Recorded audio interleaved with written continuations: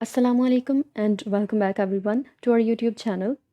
आज हम 10th class की जनरल मैथ्स की बुक में से एक्सरसाइज नंबर 1.1 का क्वेश्चन नंबर 22 अटैम्प्ट करने जा रहे हैं। इसी एक्सरसाइज के पहले 21 सवाल हम ऑलरेडी हल कर चुके हैं और उनकी वीडियोस भी अपलोड कर चुके हैं अपने चैनल पे। अगर आपको उनमें से कोई डिफ़िकल्टी हो, कोई क्वेश्चन समझना हो, तो आप उन वीडियोस को जाके देखें और उनको समझ सकते हैं। अब हम आते हैं क्वेश्चन नंबर 22 की तरफ। यहाँ पे हमने इस क्वेश्चन को बाकी क्वेश्चंस की तरह मुख्तसर तरीन शक्ल में लेके आना है। एंड पे हमारे पास ऐसा आंसर आना चाहिए कि न्यूमरेटर और डिनोमिनेटर में, यानी शुमार कुनिंदा और मुखरिज जो होता है, उसमें कुछ भी ऐसा ना बच जाए जो कि एक दूसरे के साथ मिल रहा हो, क्योंकि मिलता होगा तो वो मज़ीद कटने की शक्ल में आ सकता है। तो हमारे पास कुछ भी ऐसा नहीं बचना चाहिए जो न्यूमरेटर और डिनोमिनेटर में सेम हो। अब देखिए, हमारे पास 3 फ्रैक्शंस गिवन हैं। पहली ये फ्रैक्शन है, फिर प्लस का सिंबल, दूसरी ये फ्रैक्शन है, फिर माइनस का सिंबल, और फिर तीसरी ये फ्रैक्शन दी हुई है। यानी 3 फ्रैक्शंस को 2 डिफरेंट सिंबल्स के ज़रिए अलहदा किया गया है। अब देखते हैं कि पहली फ्रैक्शन, दूसरी और तीसरी, इन तीनों फ्रैक्शंस के जो डिनोमिनेटर्स हमें दिए हैं, यानी मुखरिज जो हैं, यानी x-9 ये और x-3 स्टेटमेंट, इनमें से किसको हम मज़ीद हल कर सकते हैं। देखिए, x-1 को तो मज़ीद किसी शक्ल में हम नहीं लेके आ सकते ना, शॉर्ट नहीं कर सकते, ये तो एज इट इज़ रहेगी। x-3 भी एज इट इज़ रहेगी। लेकिन ये जो x² माइनस 12x प्लस 27, ये जो हमारे पास स्टेटमेंट है ना, अलजेब्रिक स्टेटमेंट, इसको हम शॉर्ट फॉर्म में लेके आ सकते हैं। कैसे भला? फैक्टराइज करके। मैं आपको ये मेथड ऑलरेडी बता चुकी हूँ कि x² को जो इस स्टेटमेंट में, अलजेब्रिक स्टेटमेंट में, जो सबसे बड़ी वेरिएबल की पार वाली वैल्यू है, यानी यहाँ पे x² सबसे बड़ा है, तो इसको मल्टीप्लाई कर देंगे हम कांस्टेंट से, यानी 27 वैल्यू से। तो मल्टीप्लाई करके इन दोनों को आएगा हमारे पास 27 x²। अब हमें कोई सी ऐसी 2 वैल्यूज़ ढूंढनी है जिनको आपस में मल्टीप्लाई करें तो हमारे पास 27 प्लस 27 x² आए। अलामत का भी ख्याल रखना है हमने। और दूसरी शर्त ये है, पहली शर्त तो ये थी ना कि उनको आपस में दोनों वैल्यूज़ को मल्टीप्लाई करें तो ये आए, और दूसरी शर्त ये है कि उनको आपस में प्लस या माइनस किया जाए तो हमारे पास -12x आना चाहिए। ठीक है, तो हम कौन सी वैल्यूज़ ढूंढेंगे? 2 के टेबल में तो 27 आता ही नहीं है। 3 का टेबल देख लेते हैं। 3 को अगर 9 से मल्टीप्लाई करें तो हमारे पास 27 आता है। हाँ जी, आता है। उससे पहले हम क्या करते हैं, हमें पता है कि जो वेरिएबल है ना यहाँ पे इस वैल्यू में, उसकी जितनी वो वेरिएबल दोनों वैल्यूज़ में आएगा जो हमने वैल्यूज़ मालूम करनी है। यानी x अगर इसमें है ना, तो जो 2 वैल्यूज़ हम मालूम करने वाले हैं उन दोनों के साथ x होना मस्ट है। तो x इसके साथ भी वैल्यू के और दूसरी के साथ भी होगा। लेकिन ये याद रखें, उस x की पार जो है वो जो है वो हाफ होगी इस वेरिएबल की पार से। यानी अगर यहाँ पे 2 है तो इन दोनों की पार जो है 1 होगी। अगर यहाँ पे 4 हुआ तो इन दोनों की पार्स 2 आ जाएंगी। अब आते हैं वैल्यूज़ की तरफ। 3 9 27 होता है ना? होता है, बिल्कुल होता है। यानी कि किसी एक वैल्यू को हम 3x कर सकते हैं और दूसरी वैल्यू को 9x। ठीक है, तो 3 9 27 हो जाएगा। और प्लस का ये मतलब है कि इन दोनों के साथ हम प्लस भी लगा सकते हैं ताकि हमारे पास +27 x² आए। लेकिन हमने दूसरी शर्त ये जहन में रखनी है कि हमने जो वैल्यूज़ हैं उनको देखना है कि अगर उनको आपस में प्लस किया जाए या दोनों को माइनस किया जाए तो -12x आना चाहिए। अगर तो प्लस करते हैं, प्लस तो होंगी, लेकिन अगर इन दोनों के साथ प्लस का सिंबल लगा देते हैं तो आंसर आएगा +27 x² मल्टीप्लाई करके। और जब प्लस करेंगे तो +12x आएगा। इन दोनों को जब 3x + 9x करेंगे तो आएगा 9 + 3 27x, सॉरी 12x। ठीक है, लेकिन हमें तो -12x चाहिए। तो उसके लिए हमें क्या करना है कि इन दोनों के साथ प्लस की बजाय माइनस रखना होगा हमें, क्योंकि माइनस अगर रखेंगे तो माइनस माइनस से मल्टीप्लाई होके हो जाएगा प्लस, यानी प्लस करने की जो शर्त है वो तो पूरी हो जाएगी माइनस रखने से भी। और अगर प्लस कर की जब सिचुएशन आएगी, ये वाली ये कंडीशन आएगी, तो ये भी पूरी हो जाएगी, क्योंकि दोनों के साथ माइनस होगा तो होंगे दोनों प्लस ही, यानी 9 + 3 12x हो जाएंगे। लेकिन उस आंसर के साथ जो सिंबल आएगा ना वो 12x आएगा, क्योंकि दोनों के साथ क्या था, माइनस का सिंबल था। ठीक है, इसलिए हमारे पास जो दो वैल्यूज़ हमने फाइंड आउट की हैं वो कौन सी हैं, -3x और -9x। अब हम इन दोनों वैल्यूज़ को यहाँ पे रखेंगे। तो जो पहली फ्रैक्शन है उसको एज इट इज़ लिख दें, यानी 5x ओवर x माइनस 9, फिर प्लस इसका जो न्यूमिरेटर है उसको वैसे का वैसा रहने दें, यानी ऊपर वाली वैल्यू को वैसे ही रहने दें, डिवाइड, और फिर डिनोमिनेटर में जो पहली और आखिरी वैल्यू हमने मल्टीप्लाई की थी वो वैसे ही आ जाएंगी, वैसे की वैसे लिखी जाएंगी। लेकिन जो मिड वाली वैल्यू है उसको स्किप करके उसकी जगह हमने वो दो वैल्यूज़ लिखनी है जो हमने अभी मालूम की थी। तो वो कौन सी हैं, पहली है -3x, दूसरी है -9x। ठीक है, फिर माइनस थर्ड फ्रैक्शन को वैसे का वैसा लिख दें, 6x ओवर x माइनस 3।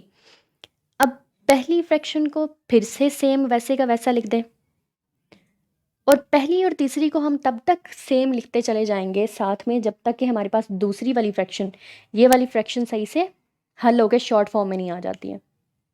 यहाँ पे न्यूमिरेटर यानी ऊपर वाली वैल्यू को वैसे के वैसे लिख दें, x² minus 2x + 1 divided by, अब देखिए हम पेयर बना लेते हैं दो दो वैल्यूज़ के, इन दो का पेयर बनाया, फिर माइनस को अलहदा छोड़ दिया, 9x + 27 इसका पेयर बना लिया।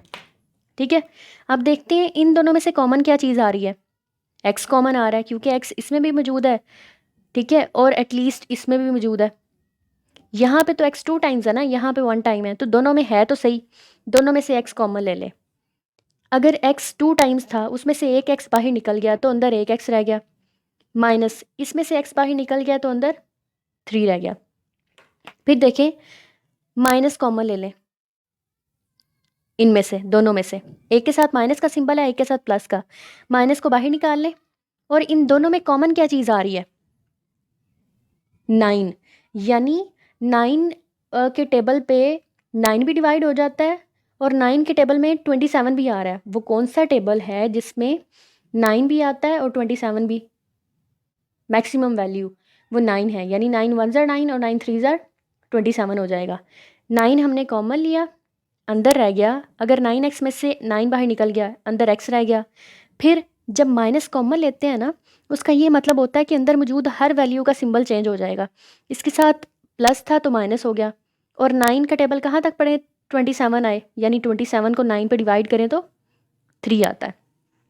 अब एक और चीज़ मैं आपको ये बता दूं, इसको भी फ़िलहाल ऐसे लिख लेते हैं, थर्ड फ्रैक्शन को भी, पहली फ्रैक्शन को भी वैसे लिखा, न्यूमरेटर को वैसे लिख दिया। अब एक चीज़ याद रखिएगा, आपकी आसानी के लिए बता दूं कि जब तक ये जो पेयर है फैक्टराइज करते हुए इन दोनों वैल्यूज़ में से जो हमारे पास पेयर आएगा, कॉम अंदर आएगा ना, वैल्यू कॉमन लेने के बाद जो अंदर पेयर बनता है ब्रैकेट वाला, वो अगर इन दोनों में सेम ना हुआ ना तो समझ लें कि आप फैक्टराइज गलत कर रहे हैं। आपने जो वैल्यूज़ निकाली है ना वो आपने गलत निकाली हैं, ये समझ लें। अब हमारे पास चूँकि दोनों पेयर सेम आ रहे हैं, यहाँ पे भी x माइनस 3 आ रहा है, यहाँ पे भी x माइनस 3, इसका मतलब कि हमारी जो फैक्टराइजेशन है, जो हमने वैल्यूज़ निकाली हैं वो बिल्कुल ठीक निकाली हैं। अब क्या करते हैं कि इन दोनों में से एक हमारे पास ये वैल्यू है, फिर माइनस के सिंबल के बाद एक ये वैल्यू है, इन दोनों में से जो चीज़ कॉमन आ रही है ना उसको बाहर निकाल लें। x माइनस 3 इसमें भी है और इसमें भी, तो x माइनस 3 को कॉमन ले लिया तो अंदर क्या रह गया, अगर इस पूरी में से x माइनस 3 बाहर निकाल लिया तो अंदर रह गया x, फिर ये माइनस का सिंबल, और इस पूरी में से x माइनस 3 कॉमन ले लिया तो अंदर रह गया 9 minus 6x over x minus 3। ठीक है। अब हम क्या करते हैं, देखें हमारे पास डिनोमिनेटर्स में, तीनों फ्रैक्शन के डिनोमिनेटर में, इसका डिनोमिनेटर x-9 है और इसका x-3, और जो इस सेकंड फ्रैक्शन का डिनोमिनेटर है ना, वो इन दोनों को मल्टीप्लाई करके बन रहा है। इसका मतलब कि अब जब हम एलसीएम लेंगे, ठीक है, अब हम जब एलसीएम लेंगे इन तीनों फ्रैक्शंस को सॉल्व करने के लिए, तो जो हमारे पास वैल्यू आएगी यहाँ पे वो x-3 इंटू x-9 आएगी। बस ये नहीं होगा कि x-9 को अलहदा लिखें, फिर ये पूरी वैल्यू, फिर x-3 भी मल्टीप्लाई हो अगेन, नहीं। आपने ये याद रखना है कि फ्रैक्शंस जितनी मर्जी आपस में जो है ना प्लस माइनस हो रही हों, जब हम उनका एलसीएम लेंगे तो डिनोमिनेटर में अगर ऐसा होता है कि जो डिनोमिनेटर में फ्रैक्शंस की जो वैल्यूज़ हैं कुछ वो सेम आ जाती हैं, यानी x-3 अगर इसमें है, इसमें भी है, x-3 इसमें है तो इसमें भी एग्जिस्ट कर रहा है, तो ये नहीं होगा कि हम x-9 को 2 टाइम्स लिखेंगे और x-3 को भी 2 टाइम्स लिखेंगे, नहीं। हमने उस वैल्यू को लिखना एक ही मरतबा है, चाहे यहाँ पे और भी फ्रैक्शंस आ जाती हैं, उसमें x-3 कितनी दफ़ा ही क्यों ना आ जाता और x-3 भी कितनी दफ़ा ही क्यों ना आ जाता, लेकिन उनको हमने लिखना एक ही दफ़ा है और लिख के आपस में मल्टीप्लाई कर देना है। अब क्या करते हैं, अगर पहली फ्रैक्शन के साथ इसको हल करना है तो इस पूरी वैल्यू को इसके डिनोमिनेटर के साथ डिवाइड कर देंगे, यानी x-3 into x-9 divided by x-9। तो इनमें से सेम वैल्यूज़ कौन कौन सी हैं, ये दोनों वो कट गई, बाकी x-3 बचा। इस x-3 को मल्टीप्लाई कर देंगे हम इस पहली फ्रैक्शन के न्यूमरेटर से, यानी 5x से, तो 5x मल्टीप्लाई हो जाएगा x-3 से, फिर ये वाला प्लस का सिंबल। अब ये पूरी वैल्यू डिवाइड हो जाएगी इस फ्रैक्शन के डिनोमिनेटर से। अब चूंकि ये और ये हैं ही सेम तो आपस में कट के ख़त्म हो जाएंगे, 1 आ जाएगा। वो जो 1 आएगा ना, उस 1 को इसके न्यूमरेटर से पूरी वैल्यू से मल्टीप्लाई करें तो यही वैल्यू वापस आ जाएगी ना, क्योंकि 1 से किसी भी वैल्यू को मल्टीप्लाई किया जाए वही वैल्यू दोबारा वापस आ जाती है, तो इसको तो एज इट इज़ लिख दिया। फिर ये वाला माइनस का सिंबल, ये वाला। अब इस पूरी वैल्यू को ऊपर रख के अगर x-3 से डिवाइड करेंगे तो x-3 चूँकि सेम है तो ये और ये कट जाएगा, बाकी ये बचा। ये जो बचा है ना, उसको इस न्यूमरेटर से, यानी इसके ऊपर वाली वैल्यू से 6x से मल्टीप्लाई कर देंगे, 6x मल्टीप्लाइड बाय x-9। अब आगे जो है ना चल के हम इनको सॉल्व करते हैं। 5x जो बाहर मौजूद है उसको ब्रैकेट के अंदर मौजूद हर वैल्यू से अलग-अलग मल्टीप्लाई कर दें, यानी अगर पहले x के साथ मल्टीप्लाई करें इसको, तो इसके साथ कुछ नहीं है तो 1 है, तो अददी सर तो आपस में ज़रब खा के वही आ जाएंगे, यानी 5 1 ज़र 5, और x 2 टाइम्स है तो लिखेंगे x को एक ही मरतबा, और ये दोनों चूँकि ज़रब खा रहे हैं तो इनकी पार्ट्स जो हैं आपस में प्लस हो जाएंगी, यानी 1 + 1 पार्ट्स ऐड होके 2 बन गई। फिर ये वाला माइनस का सिंबल, 5 3 ज़र 15, फिर ये प्लस, और ये वैल्यू तो एज इट इज़ आ जाएगी क्योंकि इसको तो किसी के साथ मल्टीप्लाई करना ही नहीं ना हमने। फिर माइनस 6x को पहले x से मल्टीप्लाई करें, इसका अददी सर 1 है, 6 को 1 से ज़रब दें, 6 1 ज़र 6, और x से मल्टीप्लाई होके x² बन जाएगा। फिर माइनस माइनस से मल्टीप्लाई होके प्लस, और 6x को जब हम 9 से मल्टीप्लाई करेंगे, 6 9 ज़र क्या हो जाएगा 54, और साथ में x भी है, डिवाइड x-3 इंटू x-9 को वैसे लिख दिया। अब देखें कि न्यूमरेटर के अंदर हमारे पास कोई ऐसी वैल्यूज़ हैं जिनके वेरिएबल्स सेम हैं, और साथ में वेरिएबल सेम होने के साथ साथ वेरिएबल की पार्ट्स भी सेम होना बहुत ज़रूरी है। यानी ये देखें हमारे पास एक तो 5x² है, दूसरा x² है, तीसरा -6x² है, यानी यहाँ पे भी x² है, यहाँ पे भी x² और यहाँ पे भी x²। तो इन तीनों को हम हल करते हैं। x² को एक ही दफ़ा लिख दें, जो वेरिएबल सेम है सब वैल्यूज़ में उसको लिखें एक ही दफ़ा, लेकिन हल अब जो है ना, अब हम क्या करने जा रहे हैं, इनके अददी सर, इसके साथ -6 है, इसके साथ कुछ नहीं है तो +1 है, और इसके साथ कुछ नहीं है तो +5 है। अब इसको हल करें जी। -6 + 1 कितना हो जाएगा? एक वैल्यू माइनस की है, एक वैल्यू प्लस की। तो क्या करेंगे? बड़ी में से छोटी को माइनस कर दें। 6 में से 1 सब्ट्रैक्ट किया, 5 आ गया, और सिंबल इसके साथ वो आएगा जो बड़ी वैल्यू के साथ था, यानी 6 के। और ये चूँकि अभी हमने हल ही नहीं किया, तो इसको हम यहाँ पे लिख देंगे। अब देखें आके काम क्या बना है कि ये भी वैल्यूज़ दोनों सेम है सॉरी, वैल्यूज़ दोनों सेम है, लेकिन एक प्लस की एक माइनस की, यानी 5 में से 5 को माइनस कर देंगे तो 0 ही आएगा, और 0 को किसी भी वैल्यू से मल्टीप्लाई किया जाए तो वो 0 ही आएगा, यानी 0x² का मतलब है कि 0 ही आता है। ठीक है, इसको ना भी लिखते तो कोई फ़र्क ना पड़ता। प्लस अब हम देखते हैं कि x वाली वैल्यूज़ कौन कौन सी हैं। एक तो x वाली हमारे पास ये है, ठीक है, यानी ये और ये। तो हम क्या करेंगे, x को लिखेंगे एक ही दफ़ा और उनके अददी सर हल करें। अददी सर में से एक के साथ +54 है और दूसरे के साथ -2, यानी 54 में से 2 सब्ट्रैक्ट कर दिए तो 52 आ गया, और इसके साथ आंसर के सिंबल वो आएगा जो बड़ी वैल्यू के है, यानी प्लस का सिंबल। बाकी क्या बच गया हमारे पास? -15 और +1।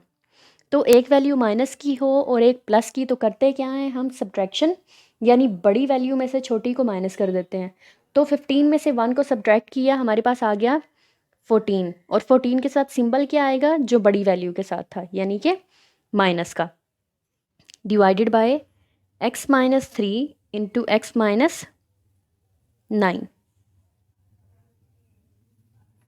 अब क्या करते हैं, देखते हैं कि न्यूमरेटर में कोई ऐसी वैल्यू है जो हम कॉमन ले सकते हैं, यानी एक ऐसी वैल्यू जिस पे 52 भी पूरा पूरा डिवाइड हो जाए और 14 भी।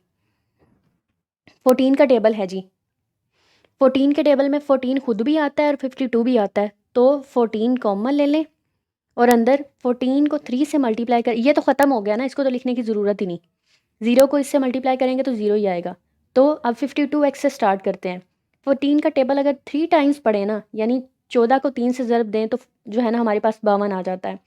तो 14 को अगर कॉमन लिया तो कॉमन लेने का मतलब है 52x को 14 से डिवाइड कर दें, तो 14 3 ज़र 52 बन गया, तो 3x बाकी आया, 3x यहाँ लिख दिया, -14 1 ज़र 14, यानी 14 को 14 पे डिवाइड किया तो 1 बच गया, divided by x-3 into x-9।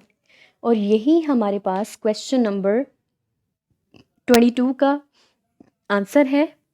यही शॉर्टेस्ट फॉर्म है, यानी न्यूमरेटर और डिनोमिनेटर में अब ऐसी सिचुएशन रही नहीं कि मज़ीद कोई दोनों में चीज़ सेम हो और आपस में कट के ख़त्म हो सकती हो। दैट्स वाई यही हमारा इस क्वेश्चन का आंसर है। बहुत शुक्रिया वीडियो देखने के लिए। अगर आपको हमारा वे ऑफ़ टीचिंग अच्छा लगा हो तो काइंडली हमारे चैनल को सब्सक्राइब ज़रूर कीजिएगा और बेल आइकन को प्रेस करना मत भूलिएगा, ताकि हमारी जितनी भी अपकमिंग वीडियोज़ हैं वो आपको टाइमली मिलती रहें। Thank you very much.